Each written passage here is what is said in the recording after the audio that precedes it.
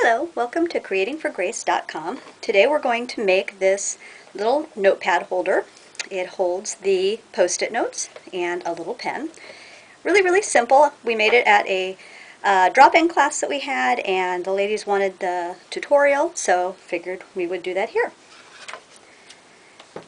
In all of the paper packs that you get from Stampin'Up, this one happens to be the Sweet Sorbet from the Celebration set, which is super cute. But there's a white, like thinner cardstock on the back, and these are perfect for making these. And so you can cut them with your paper trimmer. Your dimensions are going to start off at 7.5 right here by 3 inches right here. And then you're going to score at 3 inches, 3.5 inches, and 4 inches. So one of the things that's cool about the Stampin' Trimmer is it has the lighter colored scoring blade here.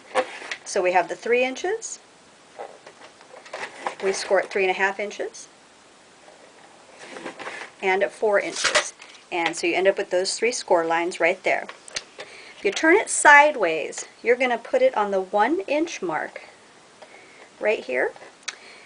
And you're going to use your blade, the darker gray one, and you're going to cut from your first score line to your last one right there, and then you're going to flip it over and you're going to do the same thing. You're going to put it at 1 inch and you're going to cut from one score line to the next right there. And so you end up with those score lines right there. So what you're going to end up with is something that looks like this. And so you're going to fold on the score line. You're going to fold on the score line. You're going to want where the pen goes, you're going to want to fold that out. So in the end, what you're going to end up with is something that you can tab down just like this. And I've already cut a couple of pieces of the Stampin' Up! Sticky strip. That is what this is. And we usually use the snail runners for adhesive. But for something that's 3D that you really want to stick, sticky strip is this, and it's much stronger. So anytime you do something like that, that's what I think you'd want to use. So I've pre-cut a couple pieces, and the idea is to attach from here and here down.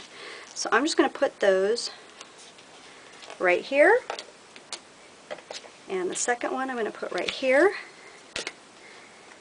and attach that down, pull off the red backing, which makes it really easy to see, but then you just press that down really firmly. And so that leaves this the perfect width. I picked a blue post-it note pack this time, and I put a couple of the sticky strips already on the back, and I took the red part off. And that's the problem with post-it notes. That's the hardest part, the first part that usually comes off. And so put a little extra oomph in there. And I'm just going to set that right inside there, and that's it. So if you open it up, it's going to be just like that. And I went to Staples or any office supply store. They usually have these smaller pen packs. I got a blue one which matches this right there. And then I pre-cut some paper and little embellishments. I'm not going to go through the whole thing here, but this happens to be from that Sweet Sorbet paper, which is a lot of fun. I used the Pool Party ribbon here, a little bit of our sparkly paper. I love the vintage faceted buttons that are here.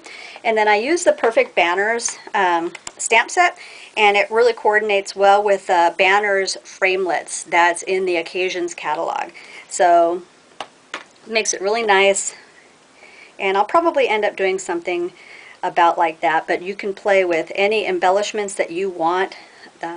This was the original one that we made before. You can do monogrammed, any kind. You can make them for a kid's birthday party, which I think would be a lot of fun for a little favor, any holiday rather than candy, which is awesome. And anyway, I hope that was easy to follow. I will have all the details, dimensions, and the products that I used on my blog. It's creatingforgrace.com, and thank you very much. Have a wonderful day.